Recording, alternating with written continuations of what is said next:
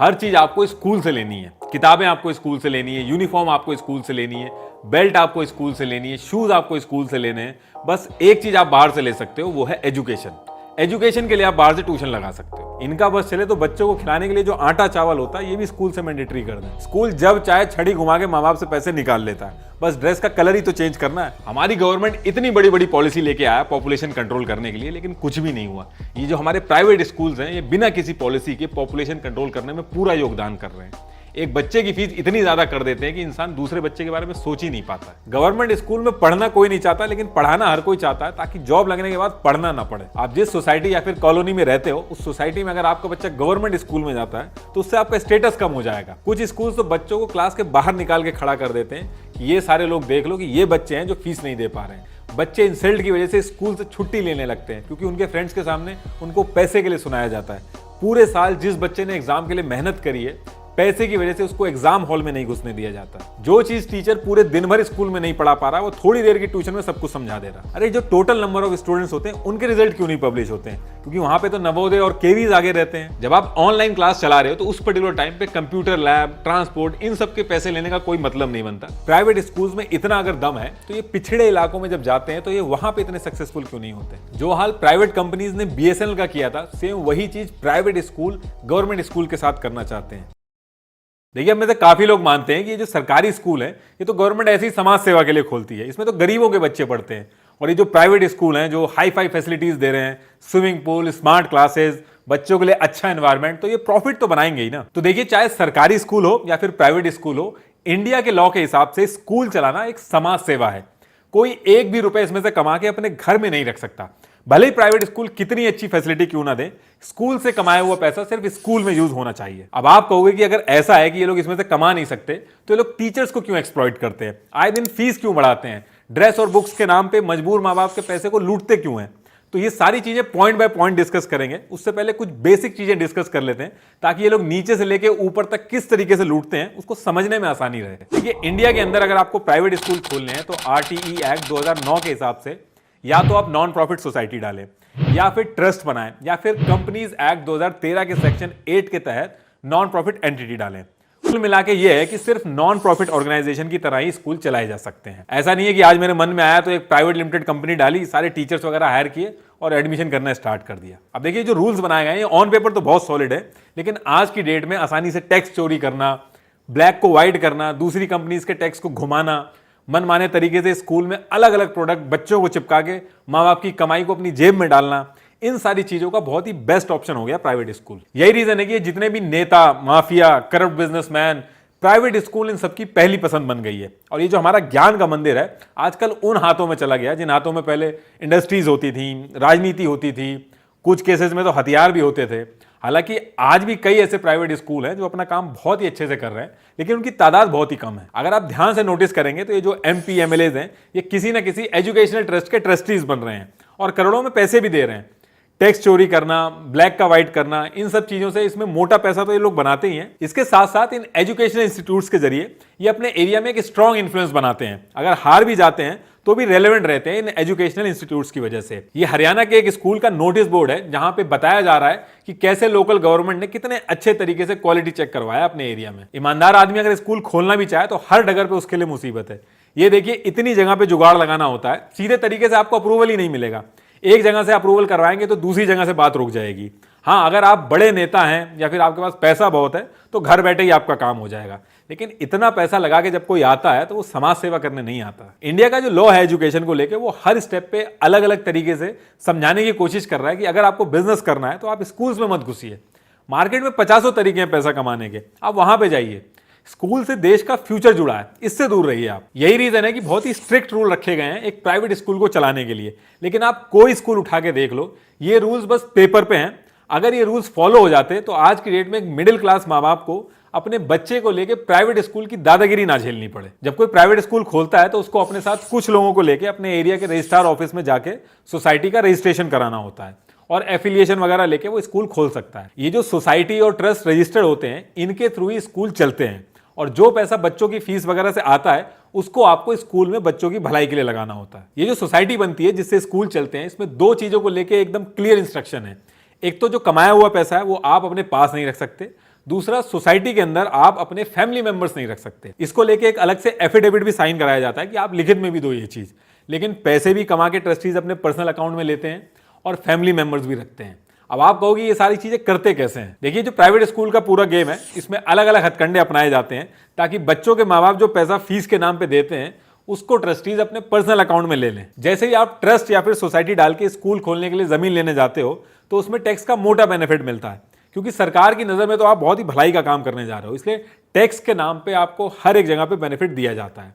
और अगर आपकी किस्मत बहुत अच्छी है और अगर आप कोई पावरफुल नेता हो और सरकार भी आप ही की है तो जमीन जो है वो ट्रस्टीज इधर उधर करके अपने नाम पे भी करवा लेते हैं। इस पूरे गेम में तीन चीजें होती हैं, एक स्कूल होता है, दूसरा ट्रस्ट होता है जो स्कूल को चलाता है, और तीसरी होती है प्राइवेट कंपनी। ये प्राइवेट कंपनी ट्रस्टीज बनाते हैं सरकार से छुपा के। अब अगला क्वेश्चन आपका ये होगा कि ये प्राइवेट लिमिटेड कंपनी सरकार से छुपा के क्यों बनाते हैं? ऐसा ये इसलिए करते हैं क्योंकि स्कूल चलाने में काफी खर्चा होता है, अलग अलग चीजें खरीदनी होती हैं जैसे कि computer, hardware, software, furniture, lab equipment, ये सारी चीजों के ठेके स्कूल अलग अलग कंपनियों को देता है। लेकिन ट्रस्टी यहां थोड़ा दिमाग लगाते हैं, ये सारे ठेके ये अपनी बनाई हुई कंपनी से कराते हैं और ये जो इनकी कंपनियां होती हैं ये मार्केट रेट से कई गुना ज्यादा रेट में स्कूल को सामान देती हैं, जिसकी वजह से स्कूल तो कभी प्रॉफिट में नहीं आ पाते, लेकिन ये जो कंपनियां होती हैं 1-2 साल के अंदर आसमान की बुलंदियां छू लेती हैं। यही रीजन है कि बड़े बड़े धन्ना सेठ स्कूल खोलने के लिए करोड़ों रुपए लगाने के लिए तैयार हैं। जिस तरीके से ये जो स्कूल के मिसलिनियस चार्जेस होते हैं फीस स्ट्रक्चर के अंदर, ये माँ बाप के लिए आज भी एक रहस्य है। ठीक इसी तरीके से ट्रस्टीज कैसे स्कूल का पैसा अपनी जेबों में ले लेते हैं, ये एक आम आदमी के लिए रहस्य है। लेकिन आगे इस वीडियो में हम ये सारी चीजें बाहर लेके आएंगे। स्कूल को जब किसी काम के लिए जमीन खरीदनी होती है तो ट्रस्टीज उस जमीन को अपनी बनाई हुई कंपनी के नाम से लेते हैं और फिर स्कूल के साथ हाई रेट पे लीज एग्रीमेंट साइन करते हैं और ये रेट हर साल बढ़ता रहता है। अभी गुवाहाटी में लगभग 250 स्कूल ने 7 करोड़ के आसपास प्रॉपर्टी टैक्स में घपला किया और जब चंडीगढ़ में अभी स्कूल के ऊपर रेट बढ़ी तो वहां पे खुलेआम स्कूल के नाम पे लग्जरी कार्स और बड़े बड़े बंगले खरीदे थे स्कूल के ट्रस्टीज ने। स्कूल जब चाहे छड़ी घुमा के माँ बाप से पैसे निकाल लेता है, बस ड्रेस का कलर ही तो चेंज करना है। उसके बाद स्कूल के हजारों बच्चों को इनकी बनाई हुई कंपनी या फिर ऐसी कंपनी जो इनको बड़ा कट देती है उससे ड्रेस लेनी पड़ेगी। ये एक ऐसी दुकान है जहां पे कस्टमर कब आएगा ये खुद दुकानदार तय करता है। ये तो फिर भी चलो छोटी चीज है, लेकिन कुछ स्कूल्स तो ब्लैक का व्हाइट करने में लगे हुए हैं और बड़ी बड़ी कंपनियों के टैक्स बचवा रहे हैं। एक वर्ड आप गूगल करिएगा, CSR फंड। तो इसमें क्या होता है कि जो बड़ी बड़ी कंपनियां होती हैं इंडिया के अंदर जिनका टर्नओवर 1000 करोड़ से ज्यादा है, उनको अपने प्रॉफिट का 2% डोनेट करना होता है। तो जब ये बड़ी बड़ी कंपनियां 2% का अमाउंट डोनेट करती हैं तो इस 2% के अमाउंट पे इनको कोई टैक्स नहीं देना होता और भी कई बेनिफिट मिलते हैं। ये सुनने में तो सिर्फ 2% लग रहा है और लग रहा है कि टैक्स बस बचता है, लेकिन अगर आप एक्सेल शीट लेके बैठेंगे तो बहुत बड़ा अमाउंट है, कई 100 करोड़ में निकलेगा ये अमाउंट। तो इसमें स्कूल के ट्रस्टीज क्या करते हैं, इस पैसे को डोनेशन के नाम पे कंपनी से लेते हैं और उसमें 10 से 20% का कट रख के बाकी पैसा बैकडोर से कंपनी को वापस कर देते हैं। इसमें ट्रस्ट का भी फायदा है और कंपनी के भी दोनों हाथ घी और मुंह कढ़ाई में रहते हैं। इस CSR फंड के लिए स्कूल के ट्रस्टीज के बीच में होड़ लगी रहती है कि ये जो CSR फंड है ये हमको मिल जाए और किसी और स्कूल को ना मिले। जितना कंपटीशन स्कूल के जो स्टूडेंट के रिजल्ट में होता है उससे कहीं ज्यादा कंपटीशन इस CSR फंड के लिए होता है। और ये जो स्कूल्स होते हैं ये अलग अलग ऑफर भी करते हैं कि हमारे स्कूल के ट्रस्ट में आप CSR फंड दीजिए, हम आपको अपना कट रख के ये पैसा लौटा देंगे। और एक स्कूल के ट्रस्ट में पैसा घुमाना बहुत ही आसान रहता है, सिर्फ बुक्स में ही दिखाना होता है क्योंकि चेक तो करने कोई आता नहीं है। प्रॉपर रेट नेगोशिएट होते हैं। CSR फंड के एजेंट्स होते हैं जो नेगोशिएट करते हैं कि हम 10% कट में करवा देंगे, हम 7% कट में करवा देंगे। आम आदमी भी इसमें ज्यादा कुछ कर नहीं पाता। मिडिल क्लास को बहुत ही अच्छे से पता होता है कि अगर इस गरीबी से निकलना है तो एक ही रास्ता है, वो है एजुकेशन, क्योंकि बैंक बैलेंस तो जीरो रहता है। इसलिए वो एक रोटी कम खा लेगा लेकिन अपनी औकात से ऊपर ही अपने बच्चे को पढ़ाएगा ताकि जो वो खुद झेल रहा है उसके बच्चे को ना झेलना पड़े। और इसी चीज का फायदा उठाते हैं प्राइवेट स्कूल वाले। ये लोग जितना कमाते हैं इनका लालच उतना ही बढ़ता जाता है। टीचर जो कि एक स्कूल की बैकबोन होता है, जिनकी वजह से इनके घर भर रहे हैं, उनको भी एक्सप्लॉइट करते हैं। और ऐसा मैं क्यों कह रहा हूं वो भी बताता हूं। एक प्राइवेट स्कूल जब एफिलिएशन लेने CBSE बोर्ड के पास जाता है तो उसको पहले स्टेट गवर्नमेंट से एक NOC लेनी होती है। तो जब वो NOC अप्रूव होकर आती है तो उसमें लिखा होता है कि आप अपने टीचर को उतना ही पैसा दोगे जितना कि एक स्टेट गवर्नमेंट के टीचर को मिलता है, उससे एक भी रुपया कम नहीं दोगे। और उसके बाद जब CBSE एफिलिएशन देता है तो वो भी रिटर्न में लिख के भेजता है कि आप अपने टीचर को स्टेट गवर्नमेंट के टीचर जितना ही पैसा दोगे। ये एक एफिलिएशन लेटर है, इसमें देखिए साफ साफ मेंशन है कि एफिलिएशन तो मिल रहा है लेकिन सैलरी टीचर को आपको स्टेट गवर्नमेंट के जितनी देनी होगी। उसके बाद भी ये लोग नहीं देते हैं। अगर आपका कोई प्राइवेट स्कूल में टीचर जानने वाला होगा तो उससे पूछिएगा कि जो आपकी सैलरी है वो स्टेट गवर्नमेंट के टीचर जितनी मिल रही है कि नहीं। रूलिंग गवर्नमेंट आपके फेवर में है कि नहीं है, इससे भी बहुत फर्क पड़ता है। अगर फेवर में है तो काम बहुत ही धड़ल्ले से चलेगा, लेकिन कुछ स्टेट में ऐसा भी होता है कि सरकार दूसरी जीत के आ जाती है, अपोजिशन की होती है, तो वहां इनके काम खुल के नहीं हो पाते हैं। लेकिन ये लोग हिम्मत नहीं हारते हैं, वहां पे भी मुनाफा बनाते हैं। कई प्राइवेट स्कूल तो ऐसा करते हैं कि टीचरों को रखते ही इसी शर्त पे हैं कि आपको ज्वाइनिंग तो हम दे रहे हैं, लेकिन आपको पूरे साल की चेकबुक साइन करके देनी होगी। टीचर्स की सैलरी ज्यादा दिखाते हैं और बाद में वही चेकबुक यूज करके उससे पैसा निकाल लेते हैं। हिंदुस्तान टाइम्स की रिपोर्ट आई तो उसमें बताया गया कि सुनीता शर्मा, जिनकी ऑन पेपर सैलरी 28,500 रुपए थी, लेकिन एक्चुअल में उनको 6,000 रुपए मिल रहे थे। स्कूल वालों ने बैंक अकाउंट खुलवा के साल भर की चेकबुक साइन करा के रख ली थी और वो पैसा स्कूल के ट्रस्टीज जो थे वो अपनी जेब में डाल रहे थे। अब आप सोच के देखिए कि 6,000 रुपए में होता क्या। एक टीचर से ये सुबह से शाम तक काम करवाते हैं, 1 घंटा भी इनको नहीं बचता है कि टीचर बैठ के लाइब्रेरी में अपने आप को अपग्रेड कर सकें। टीचिंग के साथ साथ दुनिया भर के स्कूल के काम जिसके लिए अलग से स्टाफ हायर करना चाहिए, वो भी ये टीचर से करवाते हैं। और सिर्फ चेकबुक ही नहीं, एटीएम भी यूज करते हैं लोग। एक स्कूल के डायरेक्टर को बैंक वालों ने अरेस्ट करवाया। डायरेक्टर साहब दिन में टीचरों के अकाउंट में सैलरी डाल के उन सब के एटीएम इकट्ठे करके रात को 11 बजे टीचर के एटीएम से पैसे वापस निकाल रहे थे। ये सारी चीजें सीसीटीवी में कैद हुई, उनको अरेस्ट कर लिया गया वहीं पे। और टीचर्स भी मजबूर हैं, क्योंकि अगर वो एटीएम नहीं देंगे तो उनको निकाल दिया जाएगा और रिलीविंग में भी इशू होगा ताकि दूसरी जगह पे जॉब ना मिले। यही रीजन है कि एक प्राइवेट स्कूल का टीचर 35-35 साल की उम्र तक गवर्नमेंट जॉब की तैयारी करता है कि कैसे भी करके गवर्नमेंट जॉब मिल जाए। तो ये जो प्राइवेट स्कूल वाले हैं, इनके चंगुल से छूटे। गवर्नमेंट स्कूल में पढ़ना कोई नहीं चाहता, लेकिन पढ़ाना हर कोई चाहता है ताकि जॉब लगने के बाद पढ़ना ना पड़े। आपको लगता है कि स्कैम सिर्फ सरकारी स्कूलों में होते हैं? प्राइवेट स्कूल का जो स्कैम है वो दशकों से चला आ रहा है। हर गांव, हर कस्बे, हर शहर में धड़ल्ले से चल रहा है। कोई मीडिया इसको कवर करने वाला नहीं है, कोई एनजीओ, कोई ऑर्गेनाइजेशन इस बारे में बात नहीं करती है। एक प्रिंसिपल बिना किसी प्रिंसिपल के स्कूल चला रहा है, उसको कोई रोकने वाला नहीं है। जब टीचर अपने आसपास ये सारी चीजें देख रहा होता है तो सारे टीचर एक जैसे नहीं होते हैं।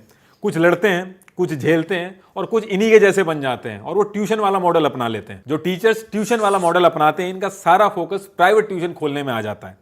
स्कूल में पढ़ाना कम कर देते हैं और ट्यूशन में फोकस ज्यादा करते हैं। बच्चों को ट्यूशन लेने के लिए इनडायरेक्टली फोर्स किया जाता है। अब बच्चे के लिए भी मजबूरी रहती है, वो दोनों तरफ से फंसता है। स्कूल में पढ़ाई होती नहीं है और उधर ट्यूशन टीचर ज्यादा पैसा ले रहा है। और अगर आपने क्लास टीचर के अलावा कोई सस्ता पढ़ाने वाला ढूंढ भी लिया तो बच्चे का बुरा टाइम चालू हो जाएगा, उसको क्लास के अंदर दिक्कत होगी। जो चीज टीचर पूरे दिन भर स्कूल में नहीं पढ़ा पा रहा, वो थोड़ी देर की ट्यूशन में सब कुछ समझा दे रहा। स्कूल वालों की नाक के नीचे सारी चीजें होती है, लेकिन स्कूल को कोई मतलब नहीं होता, क्योंकि उनका सिंपल सा फंडा है। अगर बच्चा अच्छा कर रहा है तो स्कूल की वजह से कर रहा है, और अगर खराब कर रहा है तो पेरेंट्स ने ध्यान नहीं दिया। बच्चे का दिमाग बहुत शार्प है लेकिन पढ़ता नहीं है, ये लाइन चिपका के माँ बाप को घर भेज दिया जाता है। अरे जब बच्चा अच्छा स्कूल की वजह से कर रहा है तो खराब भी तो स्कूल की वजह से ही कर रहा होगा। तो कॉमन सेंस है। जैसे ही रिजल्ट आता है, सिर्फ एक बच्चा जो टॉपर होगा उसकी फोटो लगा के स्कूल का महिमा मंडन शुरू हो जाता है। अरे जो टोटल नंबर ऑफ स्टूडेंट्स होते हैं उनके रिजल्ट क्यों नहीं पब्लिश होते हैं? क्योंकि वहां पे तो नवोदय और केवीज आगे रहते हैं। नवोदय और केवीज ना जाने कितने सालों से बेस्ट परफॉर्मिंग इंस्टीट्यूट्स हैं, 98.93 पासिंग परसेंटेज के साथ। कोई नहीं पकड़ पाता है इनको। आप पिछले कई सालों का रिकॉर्ड उठा के चेक कर लीजिए, लेकिन ये चीज कभी एडवर्टाइज नहीं होती है। नवोदय और केवीज बेस्ट एग्जाम्पल हैं एक गवर्नमेंट स्कूल का। गवर्नमेंट अगर चाहे तो इस पर्टिकुलर मॉडल को रेप्लिकेट करके और अच्छे से हर किसी के पास एजुकेशन सस्ते दामों में पहुंचा सकती है। लेकिन गवर्नमेंट खुद चाहती है कि गवर्नमेंट का बर्डन कम हो और ये सारी चीजें प्राइवेट सेक्टर के हाथ में चली जाएं। ये लोग पेरेंट्स को अलादीन का चिराग समझते हैं, जिसे कभी भी घिस के पैसा निकाल सकते हैं। फीस के पीछे अगर आप लॉजिक देखोगे, फीस बढ़ाने के पीछे, तो यही लॉजिक है कि स्कूल चलने में दिक्कत आ रही है, स्कूल घाटे में जा रहा है, तो स्कूल वाले फीस बढ़ा सकते हैं ताकि स्कूल चलता रहे और बच्चों के भविष्य पे फर्क ना पड़े। लेकिन कोई भी स्कूल कभी भी अपने आप को फायदे में दिखाना ही नहीं चाहता है और बेशर्मों की तरह हर साल फीस बढ़ा देते हैं। 2016 और 17 में दिल्ली के अंदर गवर्नमेंट ने इस चीज को चेक कराने के लिए एक ऑडिट कराया, तो आधे से ज्यादा स्कूल के पास अकाउंट में एक्सेस में पैसा था और कुछ स्कूलों ने तो एफडी तक करा रखी थी और घाटा दिखा के स्कूल की फीस बढ़ा रहे थे हर साल। ये सब देखने के बाद गवर्नमेंट ने ऑर्डर दिए कि जो स्कूल प्रॉफिट में है वो फीस नहीं बढ़ा सकते हैं। लेकिन ये जो स्कूल्स हैं, ये भी कोई छोटे मोटे आदमी थोड़ी चला रहे हैं। इन्होंने एक भी बात नहीं मानी और धड़ल्ले से फीस बढ़ाई। इसके बाद फिर से एक कमेटी बनाई गई जिसे रिटायर्ड जज अनिल देव सिंह हेड कर रहे थे। उन्होंने 95 स्कूल्स की जांच की और उनमें से 54 स्कूलों को यह कहा कि पेरेंट्स को फीस वापस कर दीजिए। ये ऑर्डर दे दिया उन्होंने। अब कायदे में तो जो जो ऑर्डर हुए थे उनको फॉलो करना चाहिए था और फीस लौटा देनी चाहिए थी, लेकिन वो भी नहीं होता है। दिल्ली के डायरेक्टरेट ऑफ एजुकेशन ने हाई कोर्ट को रिपोर्ट सबमिट की तो उसमें यह पता चला कि सिर्फ 5 स्कूल्स ने ही फीस लौटाई है। पेट्रोल का दाम 50 पैसे बढ़ता है और ये पूरे स्कूल के बच्चों की फीस बढ़ा देते हैं। हर साल एनुअल और एडमिशन फीस के नाम पे स्टूडेंट की फीस तो बढ़ाई जाती है, लेकिन टीचर्स उसी सैलरी पे काम कर रहे होते हैं। इंडिया के अंदर 18 साल से कम उम्र के बच्चे जो हैं वो गाड़ी चलाना अलाउड नहीं है उनको, लेकिन उनसे भी ये लोग पार्किंग फीस ले लेते हैं। एक ट्रिप एडवाइजर क्या मुनाफा बनाएगा जितने पैसे ये स्कूल एजुकेशन ट्रिप के नाम पे बच्चों से बना लेते हैं। स्कूल के टाइम पे तो बच्चों की क्लासेस चल रही होती है, तो उस टाइम पे तो लाइब्रेरी यूज करने का तो कोई सवाल ही नहीं उठता है, और स्कूल आवर्स के बाद या फिर वीकेंड पे कोई भी स्कूल जो है वो लाइब्रेरी अलाउ ही नहीं करता है। लाइब्रेरी जिसमें इतने सालों से सेम बुक्स रखी गई हैं, अलग से कोई भी बुक ऐड नहीं की गई है। उस लाइब्रेरी में जो लाइब्रेरियन है उसकी सैलरी आज तक नहीं बढ़ी है, लेकिन लाइब्रेरी चार्जेस के नाम पे हर साल फीस बढ़ाई जाती है। बच्चों की यूनिफॉर्म से जो पैसे बनाने का गेम है ये ऑल ओवर इंडिया के प्राइवेट स्कूल खेलते हैं। ट्रिब्यून की एक रिपोर्ट में अमृतसर के स्कूल ने साल के शुरू में यूनिफॉर्म में छोटे मोटे चेंजेस कर दिए, जिससे बच्चों को नई यूनिफॉर्म खरीदनी पड़े, और साथ में पेरेंट्स को एक दुकान भी बता दी जहां से उस यूनिफॉर्म को खरीदना मैंडेटरी कर दिया। ये लोग हर थोड़े दिन में कलर, डिजाइन या फिर शूज बदलते ही रहते हैं। यूनिफॉर्म का जो एक सेट होता है वो 1500 से 2000 का पड़ता है। गर्मियों में पेरेंट्स को 2 सेट खरीदने पड़ते हैं।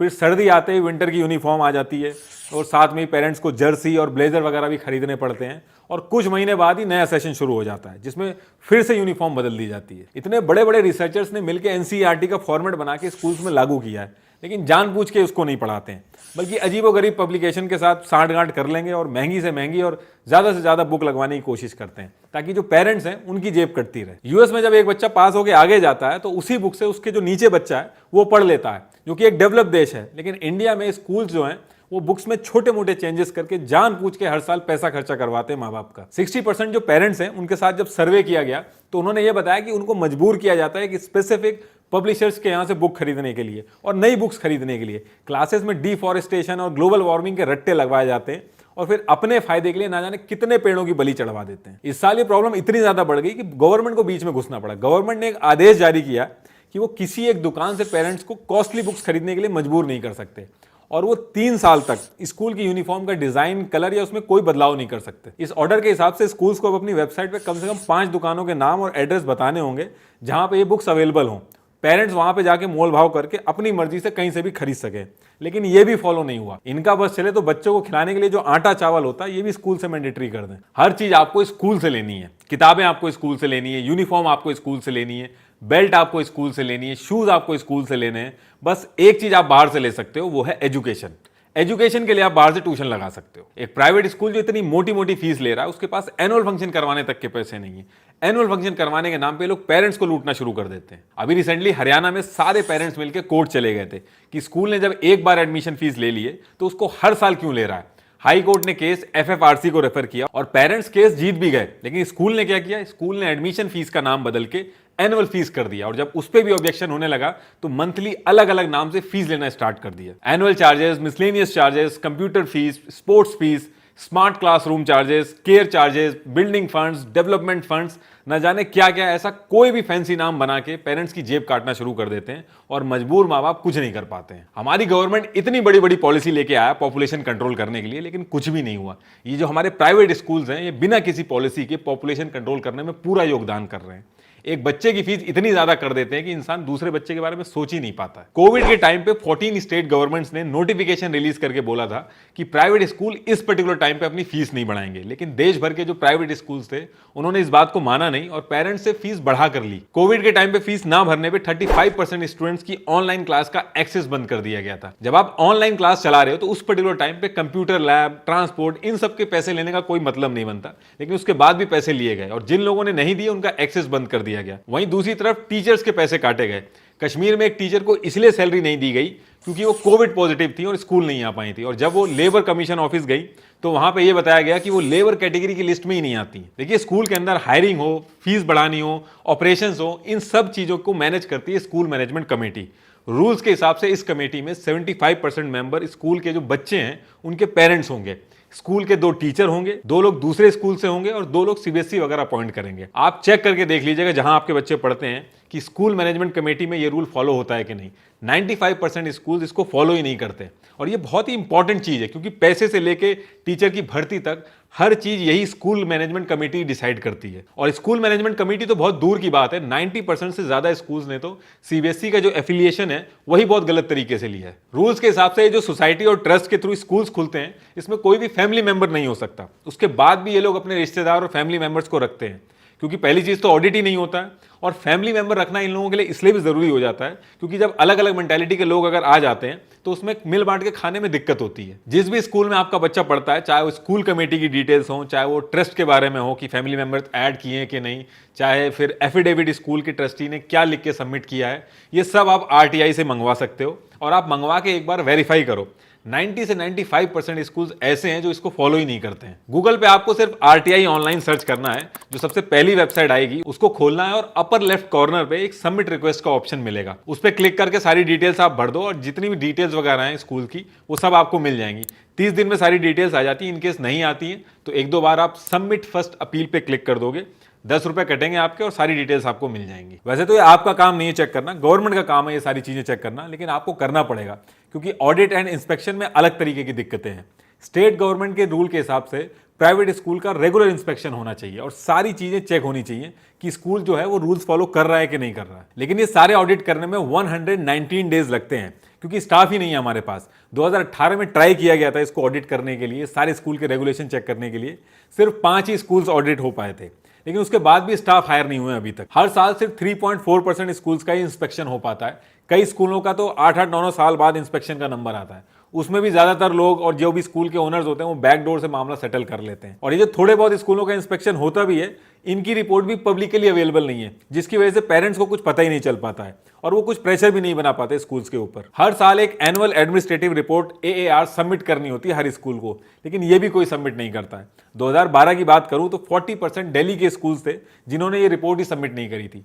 एज पर CAG तेलंगाना में 3 डिस्ट्रिक्ट के अंदर 3700 स्कूलों में से एक ने भी ये रिपोर्ट सबमिट नहीं की। इंडिया उन 155 कंट्रीज में से एक है जहां पे एजुकेशन एक राइट है। Right to education act section 12(1)(c) के हिसाब से चाहे कोई भी प्राइवेट स्कूल हो, उसको अपने एरिया के 1 किलोमीटर के रेडियस में जो भी गरीब बच्चे हैं, मतलब कि जिनके पेरेंट्स की सैलरी 1 लाख से कम है, उनके लिए 25% सीट रिजर्व करनी होगी 8th क्लास तक, ताकि ये जो 25% सीटें हैं इनमें गरीबों के बच्चे भी पढ़ सके। अगर आपने हिंदी मीडियम मूवी देखी होगी तो उसमें ये सारी चीजें दिखाई गई हैं। इंडस एक्शन की एक रिपोर्ट है bright spots status of inclusion through RTE। इसमें काफी डिटेल में बताया गया है दिल्ली के 80% स्कूल्स RTE के इंप्लीमेंटेशन में पार्टिसिपेट ही नहीं कर रहे हैं और ना ही गरीब बच्चों को अपने यहाँ 25% सीट दे रहे हैं। प्राइवेट स्कूल्स गरीबों की एप्लीकेशन को कोई ना कोई कमी बता के नजरअंदाज कर दे रहा है और अमीरों से मोटा डोनेशन लेके उनके फेक डॉक्यूमेंट लगा के एडमिशन करा रहा है। आधे से ज्यादा RTE के केसेस जब सामने आते हैं तो या तो स्कूल ने फेक डॉक्यूमेंट लगा के किसी अमीर को सीट बेच दी होती है या फिर अमीर पेरेंट्स खुद ही फेक सर्टिफिकेट बना के एडमिशन ले रहे होते हैं। अभी बेंगलुरु में एक सॉफ्टवेयर इंजीनियर पकड़ा गया जो फेक डॉक्यूमेंट लगा के अपनी मंथली इनकम 1500 रुपए दिखा रहा था। ये जो गरीब के बच्चे RTE के कोटे से आते हैं, इनका जितना भी खर्चा होता है उन सबको गवर्नमेंट अपनी जेब से भरती है। इसमें प्राइवेट स्कूल का कोई भी नुकसान नहीं होता है, लेकिन उसके बाद भी ये लोग नहीं चाहते हैं कि RTE के थ्रू गरीब के बच्चे आएं, क्योंकि प्राइवेट स्कूल का जो पूरा गेम है वो स्टेटस का गेम है और ये RTE वाले जो रूल्स होते हैं ये पूरे स्टेटस वाले गेम को खराब करते हैं। द प्रिंट ने एक रिपोर्ट पब्लिश की थी, उसमें बड़े अच्छे से बताया है कि कैसे प्राइवेट स्कूल में ये लोग कैसे एक स्टेटस का गेम खेलते हैं और इसको एक स्टेटस सिंबल बनाया जाता है। पेरेंट्स प्राइवेट स्कूल में ज्यादा फीस इस बात की नहीं देते हैं कि 2+2 होगा तो उसका आंसर 4 जल्दी से कौन निकाल के देगा, बल्कि इस बात की देते हैं कि आपके बच्चे के आगे वाली जो सीट है उस पर कौन बैठा है, वो एक ठेले वाले का बच्चा है या फिर किसी रेपुटेड फैमिली का बच्चा है। आप जिस सोसाइटी या फिर कॉलोनी में रहते हो उस सोसाइटी में अगर आपका बच्चा गवर्नमेंट स्कूल में जाता है तो उससे आपका स्टेटस कम हो जाएगा। इसी चीज को प्राइवेट स्कूल वाले अनकैश करते हैं। जब आप एडमिशन करवाने जाओगे तो वहां पे पढ़ाई की बातें नहीं होंगी, वहां पे दिखाया जाएगा कि swimming pool, library, smart classes दिखाई जाएंगी, लेकिन लर्निंग आउटकम इन सब के बारे में बात तक नहीं छेड़ी जाएगी। और ये चीज बहुत ही अच्छी तरीके से इंजेक्ट की जाती है कि गवर्नमेंट स्कूल में एनवायरमेंट खराब होता है। इनफैक्ट आपके बच्चे की सिक्योरिटी तक रिस्क पे आ जाती है अगर आप गवर्नमेंट स्कूल में डालोगे तो। RTE का जो कानून है उसमें एक चीज बहुत ही अच्छी है कि प्राइवेट स्कूल्स इन बच्चों को फेल नहीं कर सकते और किसी बहाने से निकाल भी नहीं सकते, वरना ये लोग बीच में कोई ना कोई बहाना बना के या तो फेल कर देते या 8th क्लास से पहले इनको निकाल देते। जैसे ही 8th क्लास पूरी होती है RTE से आए हुए बच्चों की एक दिन भी एक्स्ट्रा नहीं देते स्कूल वाले। ये जो इमेज आप देख रहे हैं ये इन प्राइवेट स्कूलों ने नोटिस भेजा इन बच्चों को कि आपकी 8th क्लास पूरी हो गई है, या तो आप पैसा भरो या फिर स्कूल छोड़ो।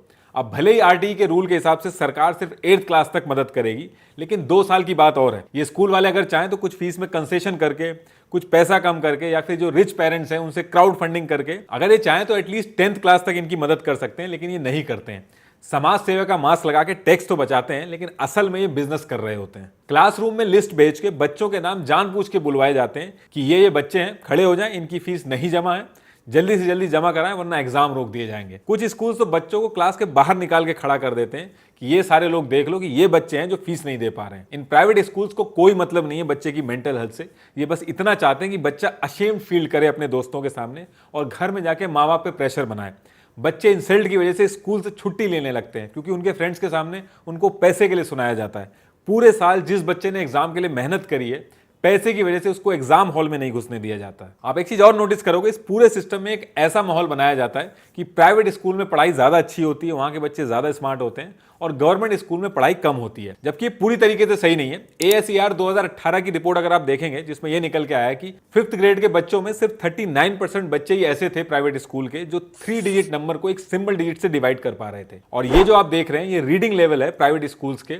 ये लोग जितना focus come here, go out, stand up, sit down इसमें करते हैं, उसका अगर 50% भी अगर ये बेसिक्स पे करें तो इतनी खराब रिपोर्ट ना आए। देखिए, सरकारी स्कूल के बच्चों से आप जब प्राइवेट स्कूल के बच्चों का टेस्ट स्कोर कंपेयर करते हो तो प्राइवेट स्कूल के बच्चों का स्कोर ज्यादा आएगा। लेकिन ये करते टाइम हम लोग बच्चों का बैकग्राउंड ध्यान में नहीं रखते हैं कि प्राइवेट स्कूल के बच्चों के पेरेंट्स कितने एजुकेटेड हैं, घर पे कितना ज्यादा ध्यान देते हैं। मेट्रो सिटीज में पेरेंट्स जो हैं वो 3-3 ट्यूशन दे रहे हैं, खुद अलग से ध्यान दे रहे हैं। आप जैसे ही मेट्रो सिटीज से रूरल एरिया में जाओगे, ये जो टेस्ट स्कोर का गैप है ये कम होने लगता है। प्राइवेट स्कूल्स में इतना अगर दम है तो ये पिछड़े इलाकों में जब जाते हैं तो ये वहां पे इतने सक्सेसफुल क्यों नहीं होते। ये जो प्राइवेट स्कूल्स हैं, इनको एक चीज बहुत ही अच्छे से समझ में आ गई कि इनकी खुद की कैपेबिलिटी से ज्यादा पेरेंट्स अगर इनको सही मिल गए तो उसमें ज्यादा फायदा है। इसलिए आजकल इन्होंने बच्चों से ज्यादा पेरेंट्स के इंटरव्यू लेने शुरू कर दिए हैं। लास्ट में एक चीज और कहूंगा कि टोटल प्राइवेट स्कूल्स हैं 4.5 लाख, और इन स्कूलों में 12 करोड़ बच्चे पढ़ते हैं। और वहीं सरकारी स्कूल की बात करें तो टोटल 10.9 लाख सरकारी स्कूल है, जिसमें 13 करोड़ बच्चे पढ़ रहे हैं। प्राइवेट स्कूल के ऊपर डिपेंडेंसी डे बाय डे बढ़ती जा रही है। जो हाल प्राइवेट कंपनीज ने BSNL का किया था, सेम वही चीज प्राइवेट स्कूल गवर्नमेंट स्कूल के साथ करना चाहते हैं। देश के लोगों को प्राइवेट स्कूल और प्राइवेट हॉस्पिटल से जितना लूटा है उतना किसी ने भी नहीं लूटा है। देखिए, एक चीज और कहूंगा कि सबसे बड़ा दान शिक्षा दान बताया जाता है, पर आज के टाइम पे एकदम से चेंज हो चुका है। क्या हमेशा से एजुकेशन सिस्टम ऐसा ही था? अगर आपको इन सारी चीजों के बारे में और जानना है तो आप कुक्कू FM की audio book Indian education system जरूर सुनिएगा, क्योंकि उसमें एंशिएंट टाइम से लेकर करंट नेशनल एजुकेशन पॉलिसी तक हर चीज के बारे में बताया गया है। कुक्कू FM मैं पर्सनली भी यूज करता हूं ऑडियो बुक सुनने के लिए, और ये बहुत ही अच्छा प्लेटफॉर्म है जहां आप कभी भी अपनी कन्वीनियंस से ऑडियो बुक सुन सकते हैं, वो भी एक बुक से भी कम कॉस्ट में। मेरी तरफ से फर्स्ट 250 यूजर्स को मेरा कूपन कोड NR50 यूज करने पे मिलेगा 50% डिस्काउंट, जिससे आपको 399 का सब्सक्रिप्शन 199 में मिलेगा। तो डाउनलोड करें कुक्कू FM ऐप, लिंक मैंने डिस्क्रिप्शन बॉक्स में दे दिया है।